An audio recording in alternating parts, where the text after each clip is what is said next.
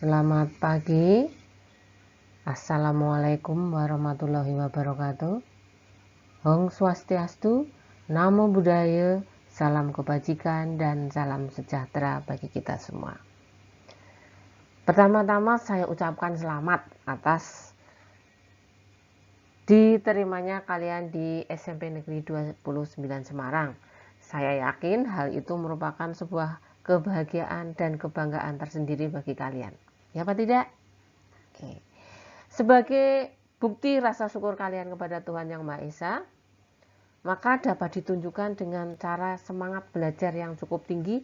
Walaupun kita belajar dengan jarak jauh, maka bukan sebuah halangan untuk kita tetap semangat belajar, sehingga kita bisa mengembangkan potensi diri kita.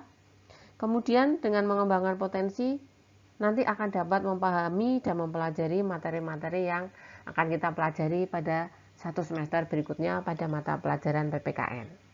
Pada kesempatan kali ini kita akan belajar pada kompetensi dasar yang pertama, yaitu perumusan dan penetapan Pancasila sebagai dasar negara. Pada kompetensi ini kita akan mempelajari dalam 3 sesi. Pada sesi yang pertama ini kalian akan membahas tentang perumusan dan penetapan Pancasila sebagai dasar negara. Pertemuan yang pertama, kita akan membahas atau mempelajari tentang perumusan Pancasila sebagai dasar negara. Tujuan pembelajaran pada hari ini atau kesempatan kali ini adalah yang pertama, mengidentifikasikan tentang pembentukan BPUPKI. Yang kedua, menjelaskan tentang sidang-sidang BPUPKI. Yang ketiga, menguraikan rancangan rumusan dasar negara dari para pengusul rancangan dasar negara. Yang keempat, dapat menjelaskan tugas dari panitia kecil. Yang kelima, dapat menguraikan hasil kerja dari panitia 9. Dan yang keenam, dapat menganalisis latar belakang perubahan rumusan dasar negara. Itu adalah beberapa yang harus kalian pelajari pada pembelajaran kali ini. Salam Pancasila. Di layar itu sudah ada identitas saya. Nama lengkapnya adalah Cahyaning Widya Astuti. Kalian boleh memanggil saya Bu Cahya. Alamat saya itu ada di Jalan Ampusari Timur 4 nomor 6 di Kelurahan Kedungmundu. Identitas lainnya ada tertera di layar, bisa kalian perhatikan sendiri.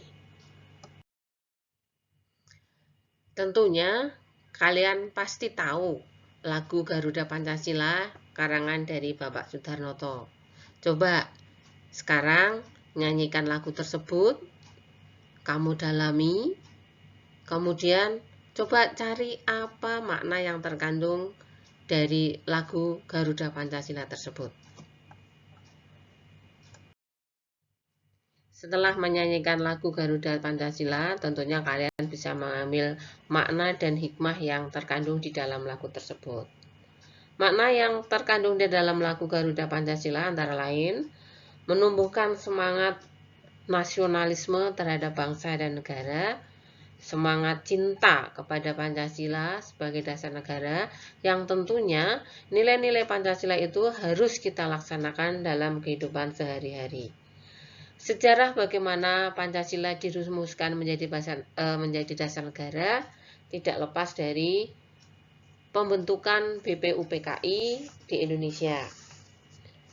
Pembentukan BPUPKI berawal dari Jepang yang mulai menguasai wilayah Indonesia setelah Belanda menyerah di Kalijati, Subang, Jawa Barat pada tanggal 8 Maret 1942. Pada awalnya, kedatangan Jepang itu disambut baik oleh masyarakat Indonesia. Banyak semboyan Jepang yang dikumandangkan, seperti Jepang Pelindung Asia, Jepang Pemimpin Asia, dan Jepang Cahaya Asia. Tujuannya adalah untuk menarik simpati bangsa Indonesia. Namun, kemenangan Jepang di Asia itu tidak bertahan lama, karena pihak sekutu melakukan serangan balasan, sehingga satu persatu daerah yang awalnya dikuasai Jepang kemudian kembali lagi ke tangan sekutu.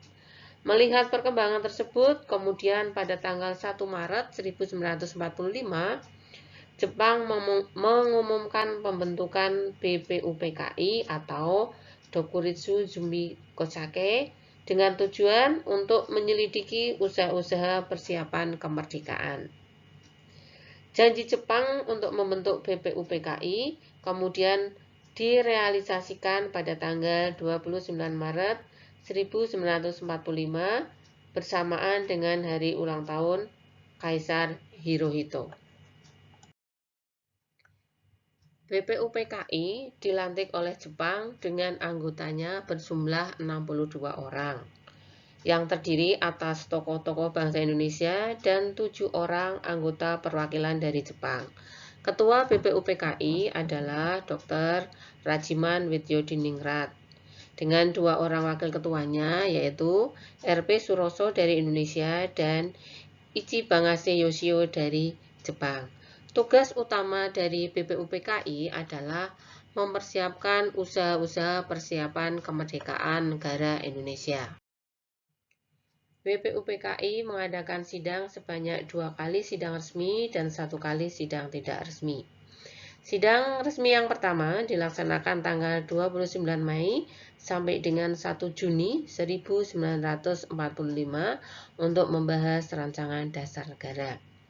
Sidang yang kedua berlangsung tanggal 10 Juli hingga 17 Juli 1945 untuk membahas rancangan Undang-Undang Dasar.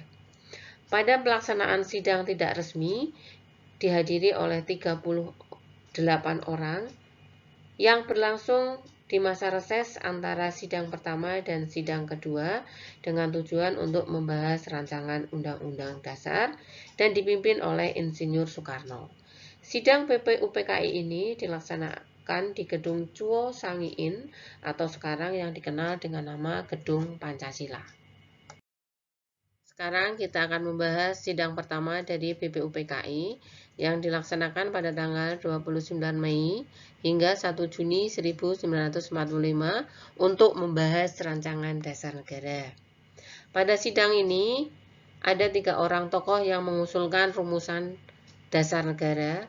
Yang pertama adalah Muhammad Yamin yang disampaikan pada tanggal 29 Mei 1945. Kemudian yang kedua adalah Mr. Supomo yang menyampaikan pada tanggal 31 Mei 1945 dan yang ketiga tanggal 1 Juni 1945 rancangan dasar negara disampaikan oleh Insinyur Soekarno. Pada sidang BPUPKI tanggal 29 Mei 1945, Mr. Muhammad Yamin mengusulkan rancangan dasar untuk Indonesia Merdeka ada secara lisan dan secara tertulis.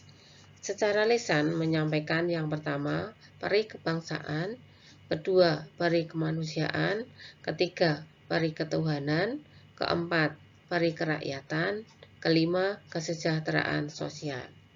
Di samping itu, Muhammad Yamin juga menyampaikan rumusan 5 dasar secara tertulis yang terdiri dari 1. Ketuhanan yang Maha Esa, 2. Kebangsaan Persatuan Indonesia, 3. Rasa kemanusiaan yang adil dan beradab, 4. Kerakyatan yang dipimpin oleh hikmat kebijaksanaan dalam permusyawaratan perwakilan, 5. Keadilan sosial bagi seluruh rakyat Indonesia. Selanjutnya, pada tanggal 31 Mei 1945, Supomo menyampaikan pidatonya tentang dasar negara. Menurut Supomo, dasar negara Indonesia Merdeka adalah sebagai berikut. 1. Persatuan, 2. Kekeluargaan, 3. Keseimbangan lahir dan batin, 4. Musyawarah, 5. Keadilan rakyat. Insinyur Soekarno pada tanggal 1 Juni 1945 menyampaikan pidato tentang dasar negara Indonesia Merdeka. Negara Indonesia yang kekal dan abadi, dasarnya adalah Pancasila. Rumusan dasar negara yang diusulkan oleh Insinyur Soekarno adalah 1. Kebangsaan Indonesia, internasionalisme atau peri kemanusiaan, 3. Mufakat atau demokrasi, 4. Kesejahteraan sosial, 5. Ketuhanan yang berkebudayaan. Insinyur Soekarno dalam sidang itu menyampaikan bahwa kelima dasar negara tersebut bukan dinamakan Pancadharma. Atas petunjuk seorang teman ahli bahasa, maka rumusan dasar negara tersebut dinamakan Pancasila. Sila artinya asas atau dasar, dan di atas kelima dasar itulah mendirikan negara Indonesia yang akan kekal dan abadi. Pada akhir masa persidangan yang pertama, Ketua BPUPKI kemudian membentuk panitia kecil yang beranggotakan 8 orang. Tugas panitia kecil ini adalah mengumpulkan usulan dari para anggota yang akan dibahas pada sidang-sidang berikutnya. Panitia kecil mengadakan pertemuan untuk mengumpulkan dan memeriksa usulan-usulan beberapa masalah, yaitu tentang Indonesia Merdeka. Usulan-usulan itu kemudian dibagi dalam beberapa golongan. Yang pertama, tentang Indonesia merdeka selekas-lekasnya. Yang kedua, tentang dasar negara. Yang ketiga, tentang unifikasi dan federasi. Yang keempat, tentang bentuk negara dan kepala negara. Yang kelima, tentang bagaimana warga negara. Kemudian yang keenam adalah tentang daerah. Yang ketujuh tentang agama dan negara, yang kedelapan tentang pembelaan negara, dan yang kesembilan tentang keuangan negara. Sesudah sidang Cuo Sangiin, panitia kecil mengadakan rapat dengan 38 orang anggota BPUPKI di kantor besar Jawa Hokokai.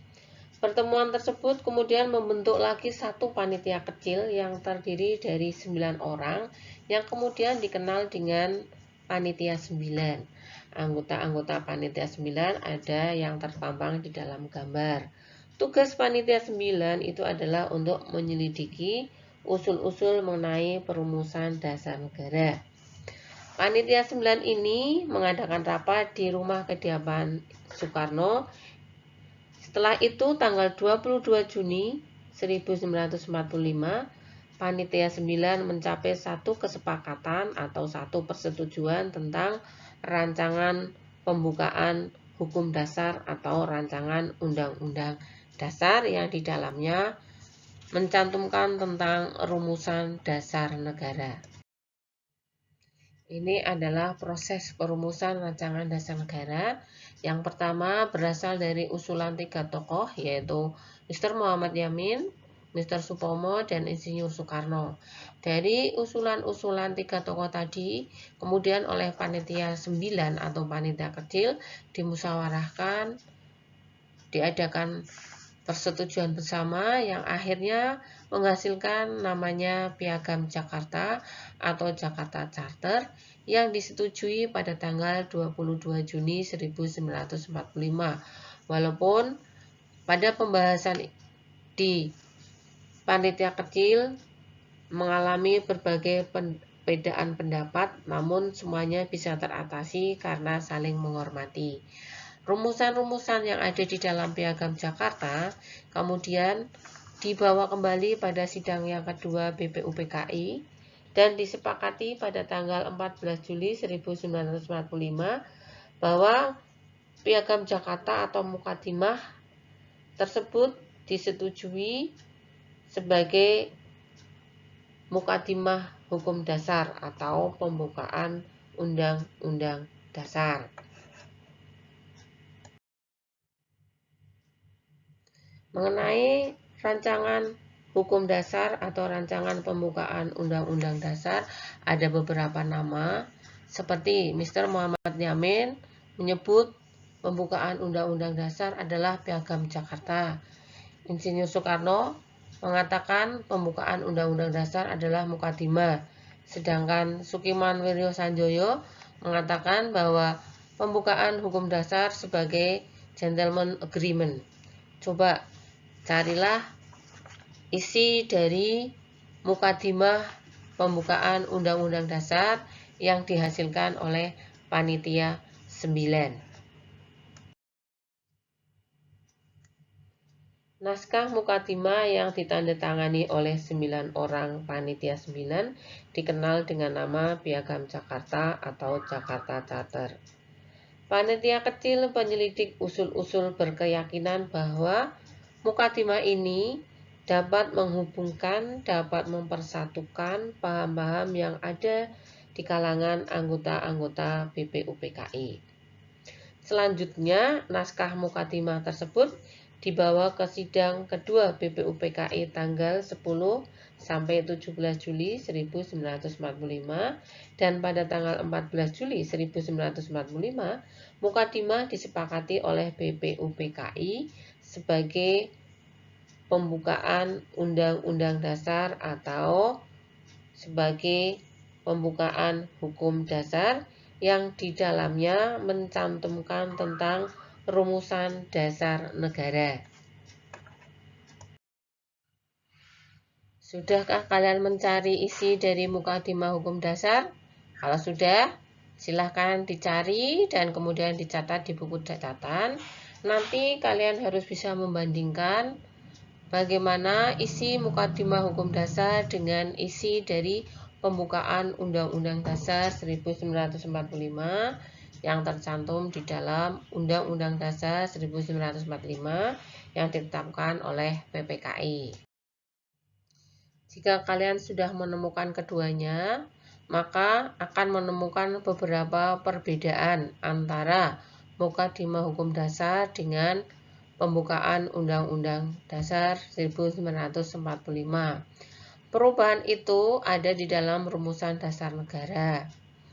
Perubahan terjadi dengan latar belakang datangnya Officer Kaigun yang memberitahukan kepada Muhammad Hatta jika wakil dari Protestan dan Katolik dari wilayah yang dikuasai Angkatan Laut Jepang merasa keberatan dengan bagian kalimat yang ada di Piagam Jakarta, yaitu pada kalimat ketuhanan dengan kewajiban menjalankan syariat Islam bagi pemeluk-pemeluknya. Kemudian kalimat itu di dalam pembukaan Undang-Undang Dasar 45 diganti dengan ketuhanan yang Maha Esa. Hal ini juga disebabkan karena memang wilayah Indonesia bagian timur tidak semuanya beragama Islam. Sehingga dengan perubahan rumusan dasar negara diharapkan bisa mengakomodasi seluruh lapisan perubahan paham-paham yang ada di wilayah Indonesia. Ini adalah perbandingan rumusan dasar negara yang tercantum di dalam Piagam Jakarta dan pembukaan Undang-Undang Dasar 1945. Coba kalian cari perbedaan di antara keduanya. Di mana letak perbedaannya, kemudian catat di dalam buku catatan. Dengan berakhirnya perbedaan rumusan dasar negara, maka pertemuan kali ini sudah selesai. Ada yang ingin bertanya? Silahkan bertanya. Terima kasih atas kerjasama dan perhatian kalian pada pembelajaran kali ini. Jika tidak ada yang bertanya, maka silahkan kerjakan tugas individu berikutnya. Kalian bisa mengerjakan langsung melalui Google Classroom ataupun bisa mengirimkan tugasnya melalui alamat email, yaitu ini cahyaningsbudiastuti29@gmail.com. Tugasnya adalah ini adalah tugas individu. Silahkan pelajari materi yang sudah saya jelaskan. Jawab pertanyaannya, bisa langsung dijawab, bisa juga dengan mengirimkan ke alamat email. Ingat ya, selalu stay at home, tetap belajar, tetap semangat, selalu ikuti protokol kesehatan. Sampai jumpa untuk pertemuan berikutnya. Selamat pagi. Assalamualaikum warahmatullahi wabarakatuh.